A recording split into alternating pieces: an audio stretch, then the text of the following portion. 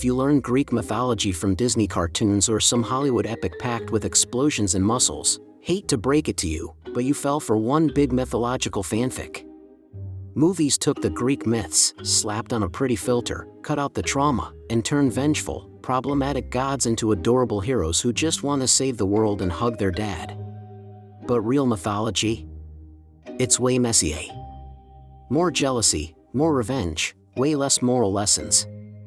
Basically, a reality show with superpowers.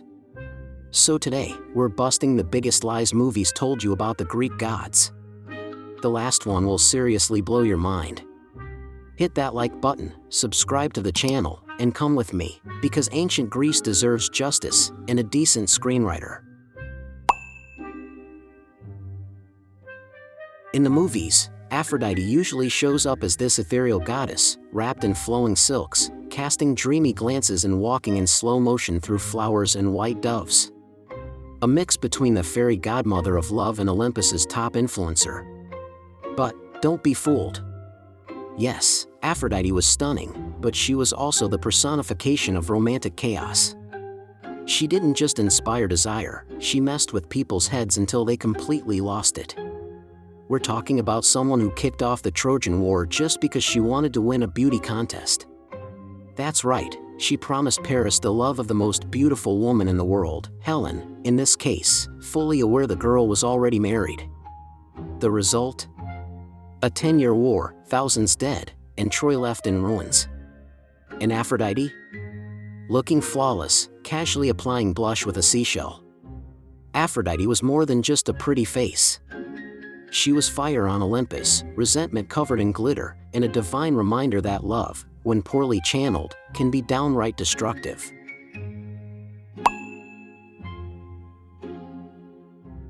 If you grew up watching the Disney animated movie, you probably think Hercules was a sweet, clumsy, big-hearted guy just trying to find his place in the world and prove he was worthy of becoming a god, complete with musical training montages, epic romance, and a happy ending in the clouds. But real Greek mythology wasn't quite like that.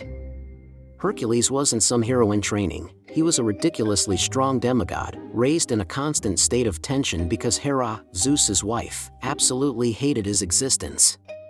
After all, he was the product of yet another one of Zeus's affairs with a mortal woman. Hera went after Hercules from day one, sending snakes to kill him in his crib.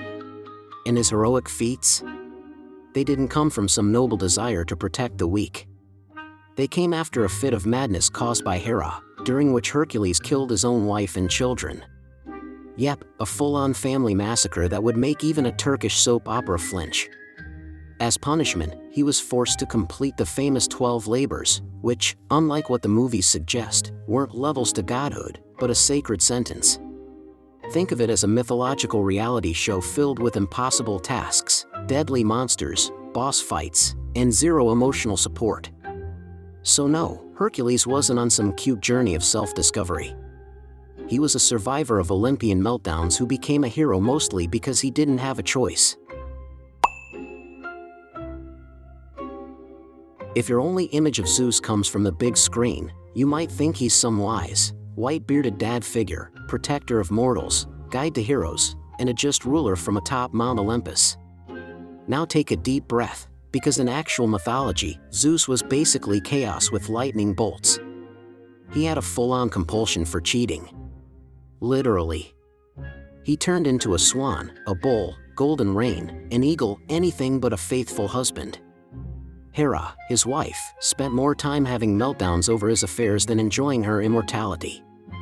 As for the kids, Zeus had plenty. Like, a ridiculous amount. Demigods everywhere. But fatherly love? Only when it served the plot. Most of the time, he barely acknowledged them, only showing up when they were about to die or when he needed a pawn in a godly feud. In short, Zeus was less wise sky dad and more mythological heartthrob with cosmic powers and zero emotional responsibility. If you grew up watching cartoons, movies, or playing mythology-based games, chances are you were left thinking Hades was the ultimate Lord of Darkness, a kind of Greek devil meets RPG final boss. Black cape, smoke coming out of his eyes, a thirst for destruction, and zero charm. Except, that's all modern invention. In the original mythology, Hades wasn't evil, he just had a tough gig, running the underworld. That meant receiving the dead, making sure souls were judged properly, and keeping order between the living and the departed. Basically, the afterlife's HR manager. And guess what? He did it all without storming Olympus, causing chaos, or plotting revenge. The gods who stirred up drama out of jealousy or vanity.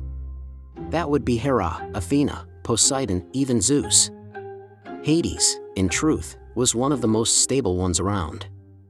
He didn't go around snatching souls for fun. Even the famous story with Persephone has much more consensual versions than people like to admit. So next time someone says Hades is the villain of mythology, just remind them he was literally just doing his job. And that wraps up another round of mythological spring cleaning, wiping off the Hollywood glitter and revealing the real mess that was Mount Olympus.